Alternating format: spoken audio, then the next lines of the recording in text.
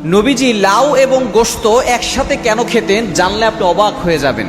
লাউ এবং গোশত এটা কিন্তু নবী সাল্লাল্লাহু আলাইহি ওয়াসাল্লামের খুবই পছন্দের একটা খাবার ছিল। নবীজি সাল্লাল্লাহু আলাইহি ওয়াসাল্লাম লাউ খেতে খুব পছন্দ করতেন। আমরা অনেকেই কিন্তু এটা জানি না। হযরত আনাস রাদিয়াল্লাহু তাআলা আনহু তিনিও একবার দেখলেন নবী সাল্লাল্লাহু আলাইহি ওয়াসাল্লামের সামনে তরকারি রাখা হয়েছে, তিনি লাউ খুঁটে খুঁটে খাচ্ছেন।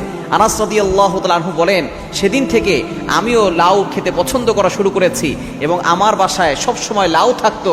আমি যখনই তরকারি রান্না করতো আমার স্ত্রী, আমি সেখানে লাউ দিতে বলতাম। সুতরাং এই লাউয়ের ভিতরে কিন্তু অনেক পুষ্টি রয়েছে। স্বাস্থ্যকর খাবারের ভিতরে অন্যতম একটা খাবার হচ্ছে এই লাউ।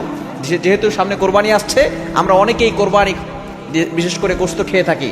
এই গোশতটা আপনি কিভাবে রান্না করলে সুস্বাদু হবে এবং পুষ্টিও হবে এবং সকল ধরনের ক্ষতি থেকে আপনি বাঁচতে পারবেন। মনে রাখবেন, কোরবানির গোশত এটা কিন্তু আল্লাহ পাক রব্বুল আলামিনের পক্ষ থেকে একটা নেয়ামত আছে, এটার ভিতরে একটা বরকত আছে। যার কারণে দেখবেন অ্যালার্জি যাদের আছে, গরুর গোশত খেলে চুলকানি হয়, দেখবেন কোরবানির দিনে খেলে কিন্তু এই চুলকানি কম হয়, কারণ এটার ভিতরে আল্লাহ তাআলার একটা নেয়ামত আছে। তারপর দেখা যাচ্ছে বেশি খাওয়া হয়ে গেলে পেটে বদহজম হওয়ার সম্ভাবনা থাকতে পারে। এজন্য অবশ্যই আমাদেরকে স্মরণ রাখতে হবে নবীজি সাল্লাল্লাহু আলাইহি সাল্লাম লাউ এবং গোশত কেন খেতেন। বর্তমান চিকিৎসা বিজ্ঞান এটা নিয়ে গবেষণা করে তারা হয়রান হয়ে গিয়েছে। এই গোশতের ভিতরে কিন্তু ভারী প্রোটিন আছে এবং ক্ষতিকর কোলেস্টেরল আছে, আর লাউয়ের ভিতরে অনেক পুষ্টিগুণ আছে।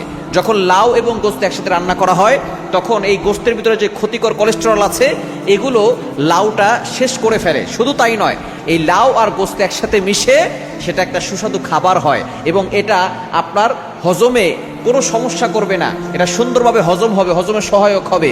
শুধু তাই না, আপনার পেটটাকে ঠান্ডা রাখবে, আপনি সুস্থ থাকতে পারবেন, আপনি ভালো থাকতে পারবেন। এজন্য লাউ এবং গোশত খাবেন। আমরা এই লাউটাকে অনেক সময় শুটকি দিয়ে, তারপরে চিংড়ি মাছ দিয়ে এই খাবারটাকে নষ্ট করে ফেলি। নবীজি সাল্লাল্লাহু আলাইহি ওয়াসাল্লাম এটা গোশত দিয়ে খেতেন। সুতরাং নবী সাল্লাল্লাহু আলাইহি ওয়াসাল্লাম বলেছেন, এই লাউ আর গোশত একসাথে রান্না করলে ওই খাবারের ভিতরে বরকত থাকে এবং এটা অনেকজন খাবার খেতে পারে। এজন্য লাউ এবং গোশত রান্না করে দেখবেন, এটার ভিতরে স্বাদ আছে এবং এটা আপনার পেটকে ঠান্ডা রাখবে এবং গোশতের ভিতরে যেই ক্ষতিকর কোলেস্টেরল আছে এগুলো থেকে আপনি বাঁচতে পারবেন।